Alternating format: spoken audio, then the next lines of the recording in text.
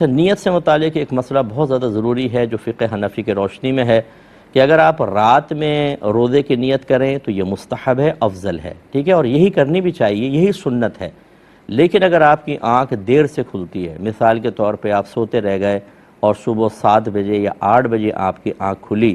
تو یاد رکھیں کہ زوال کے وقت سے پہلے روزے کی نیت کر سکتے ہیں۔ نیت کا آپ کو میں عرض کر رہا تھا کہ فقہ حنفی کی روشنی میں رات میں آپ نیت کریں گے، اور اگر فرض کر لیں کہ آپ رات میں نیت نہیں کر سکے تو دن میں بھی نیت ہو سکتی ہے، اور یہ زوال کے وقت سے پہلے ہو سکتی ہے۔ اس کے لیے وہ نمازوں کا کیلنڈر اپنے پاس رکھیں، اس میں پہلے لکھا ہوتا ہے طلوع فجر، اس کے بعد جو لکھا ہوتا ہے طلوع آفتاب، پھر تیسرا خانہ ہوتا ہے، اس پہ لکھا ہوتا ہے ضحوہ کبریٰ یا زوال آفتاب۔ یہ وہ وقت ہوتا ہے جس میں زوال کا وقت سٹارٹ ہو جاتا ہے، اس سے پہلے آپ کو نیت کرنی ہے یا کر سکتے ہیں آپ۔ لیکن یہ میں نہیں کہہ رہا ہوں کہ رات میں آرام سے کھاتے پیتے رہیں، نیت نہ کریں، پھر صبح اٹھ کے 9 بجے 8 بجے کر لیں۔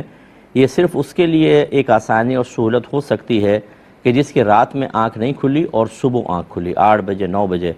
تو جیسی آنکھ کھلے فوراً وہ نیت کرے، اور یہ نیت نہ کرے کہ ابھی سے روزہ رکھتا ہوں، بلکہ میں طلوع فجر سے میں روزہ دار ہوں، کیونکہ جیسے طلوع فجر ہوتی ہے تو پھر روزہ بند ہو جاتا ہے، تو اس وقت سے آپ نیت کریں، طلوع فجر سے نیت کریں گے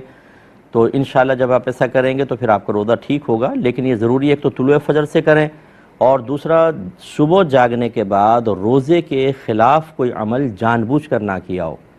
مثال کے طور پہ 8 بجے آنکھ کھلی تو سوچا چلو تھوڑا پانی پی لیتے ہیں، پھر روزے کی نیت کر لیں گے، تو یہ پانی پینا یہ تو روزہ توڑنے والا عمل ہے۔ اگر آپ نے روزہ یاد رہتے ہوئے کیا تو بس پھر آپ کا روزہ نہیں ہوگا۔ ہاں، اگر آپ صبح 8 بجے اٹھے اور بھولے سے پانی پی لیا،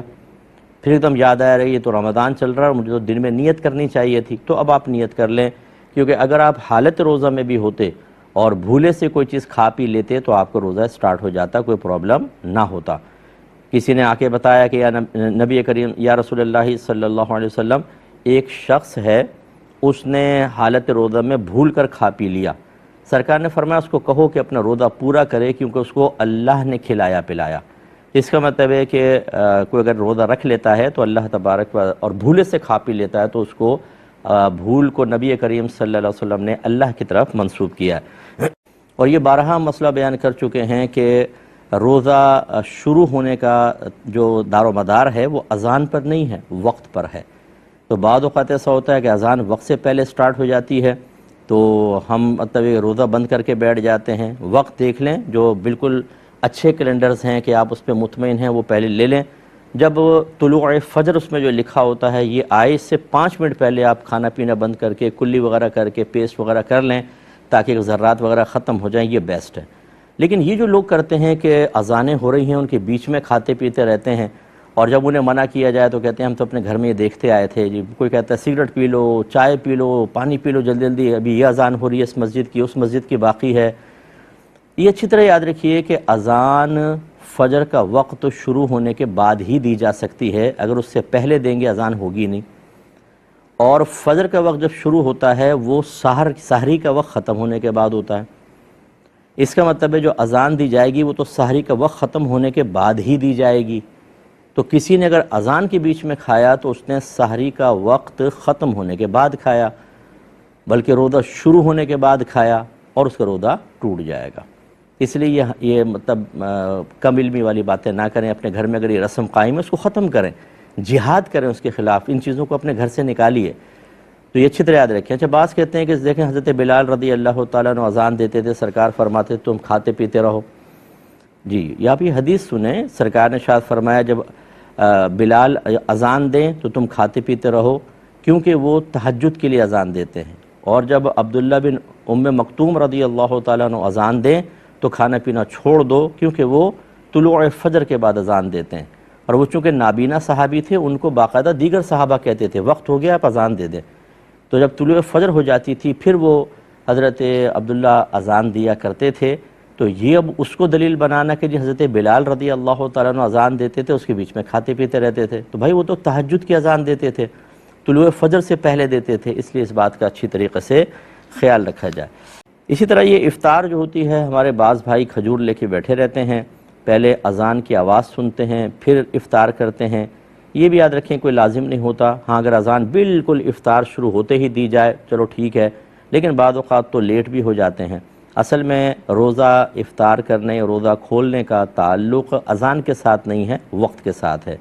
جب آپ یہ دیکھتے ہیں کوئی آپ کے اسلامی کیلنڈر آپ کے پاس ہے، یا چینلز بھی آپ دیکھ رہے ہوتے ہیں جو قابل اعتماد ہے کہ ہاں یہ وقت بتاتے ہیں بڑے احتیاط کے ساتھ، تو پھر وہ وقت جیسی ہو جائے، اذان چاہے ہو یا نہ ہو، آپ روزہ کھول سکتے ہیں. اچھا بعض لوگ کویسچن کرتے ہیں جی جب ہم بیٹھتے ہیں چینل تو چینل کوئی وقت بتا رہا ہوتا ہے، کوئی وقت یعنی 1 منٹ آدھے منٹ کا بعض اوقات فرق ہوتا ہے. اگر ایسا ہے واقعی تو سحری میں اس کے وقت پر روزہ آپ بند کریں گے کہ جو پہلے وقت بتا رہا ہو. ایک اگر 5:44 کہہ رہا ہے مثال کے طور پر، اور دوسرا کہہ رہا ہے 5:50، تو 5:44 والے کو فالو کریں آپ سحری کے اندر، اور افطار میں جو بعد والا وقت ہے اس کو فالو کریں. ایک کہتا ہے مثال کے طور پہ 6:44، دوسرا کہتا ہے کہ نہیں 6:50، تو پھر 6:50 کے بعد آپ روزہ کھولیے، تاکہ اس میں احتیاط زیادہ ہے تاکہ روزہ فاسد نہ ہو. اور افطار میں یہ بھی ہم بارہا آپ کو بتاتے ہیں کہ افطار میں پہلے آپ روزہ کھولیں گے پھر دعا پڑھیں گے. یہ ٹی وی پہ لکھ دیتے ہیں، ویسے سب یہ عرف چل رہا ہے روزہ کھولنے کی دعا، تو لوگ پہلے دعا پڑھتے ہیں اس کے بعد روزہ کھولتے ہیں. حالانکہ سنت یہ ہے کہ پہلے روزہ کھولا جائے اور اس کے بعد دعا پڑھی جائے، کیونکہ دعا میں جتنے بھی الفاظ ہیں وہ پاسٹ کے ہیں. اے اللہ تعالی میں نے تیری رضا کی خاطر روزہ رکھا، میں تجھ پہ ایمان لایا، میں نے تجھ پہ بھروسہ کیا، توکل کیا،